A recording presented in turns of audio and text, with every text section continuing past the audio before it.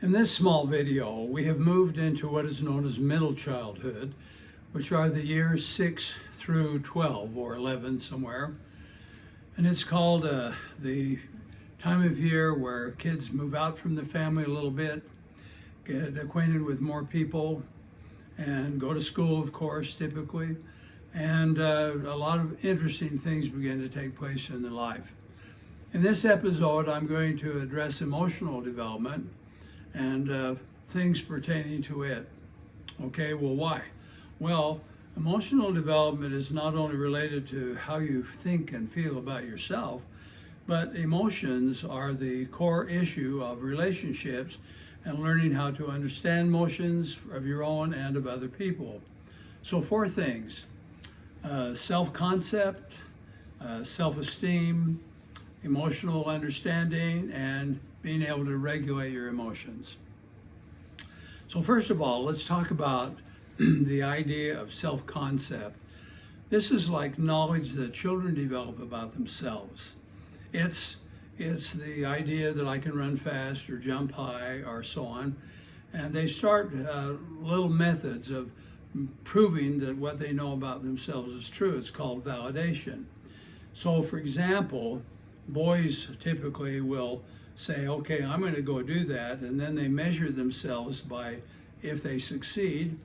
And girls typically will use something called social comparison, where they'll compare themselves with others. Both girls and boys use the same methods. Girls use social comparison more. So here's what happens. They also begin to get an idea of what ideal behavior is, what's good, what's right, what parents want, and so on, which also means that they learn what is inappropriate. Now here's what is a good thing for parents to do. It's useful, knowing that kids are going through this, to set up little talking times like around a family meal where you can help kids tell you about their day, about the people they met, and in the process of that, just ask them, well, what were you thinking about that, or what were you feeling about that? Now, what you're trying to do is to teach them a variety of emotions. For your information, you could Google emotions and find out that there are 1,800 of them. We want 40 maybe, and we want them mostly to be positive so that they can learn about their feelings and so on. So parents should talk about that, and they should tell about themselves so the children can see how to apply these feelings. Now, there's a big question that most parents have, and that is that it's about self-esteem, and where does self-esteem come from? Well, it isn't from praise. It doesn't come from a lot of approval, from some maybe, but here's where it comes from. According to Stanley Cooper-Smith, who is probably the most prominent scientist in self-esteem, there are 3 sources of it. 1 is achievement, actually doing or accomplishing things. 2 is good social relationships, and 3, constructive and positive moral behavior that you actually live. Now, while we're talking about middle childhood, you should keep in mind that these same factors are involved throughout life. So for example, if a man loses his job at age 40 and he's not able to achieve, his self-esteem would suffer. Or if people lose friends or so on, then that is difficult. Incidentally, one of the primary causes of suicidal thought among adolescents is the loss of a friend or loss of a relationship. Now let's pursue the idea of emotional understanding. This is where we want children to understand themselves. And the principle here is this: you typically understand others as well as you understand yourself. And the reason for that is that when you're looking at somebody and you're trying to say, okay, now what's happening to that person? First thing you do is your brain will scan your own self, your own thoughts, your own feelings, and say, well, if I were in that situation, here's what I would do. Okay, now that whole process means that we can develop it and improve it if we'll work hard with our kids and teach them about other people.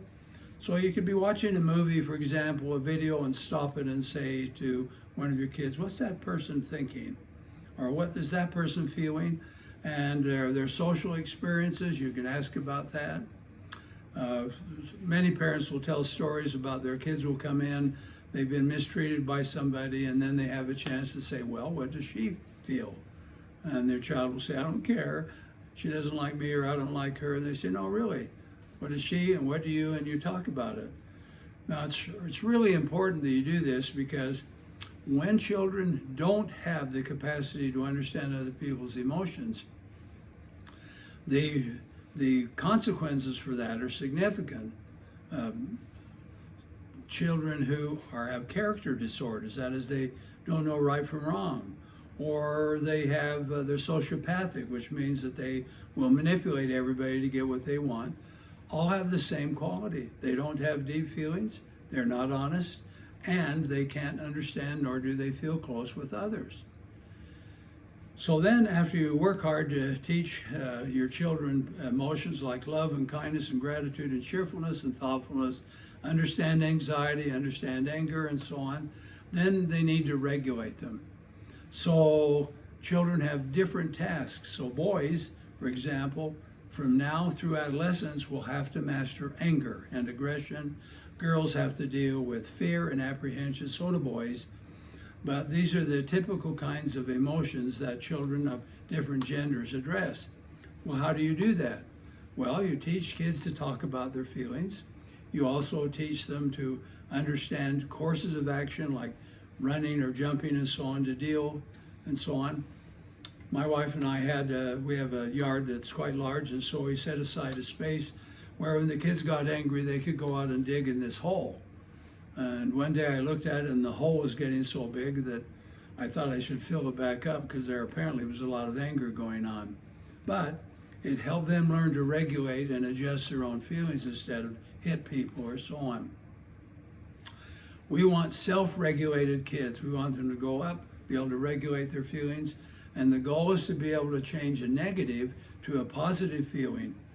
So, for example, a good example, and as parents who are positive, pointing out good things in other people, helping children overcome sadness and learning to comfort them, so that the comforting tells them negative emotions end.